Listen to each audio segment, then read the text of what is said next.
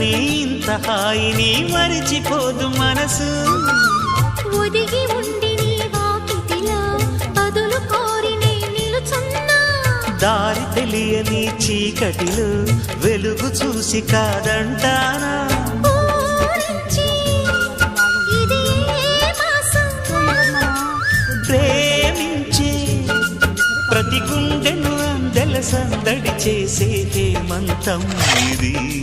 మన సొంతమైనది. కిలకిల నవ్వే కోయిల కోసం వచ్చింది మధుమాసం. మిలమిల మెరిసే చంద్ర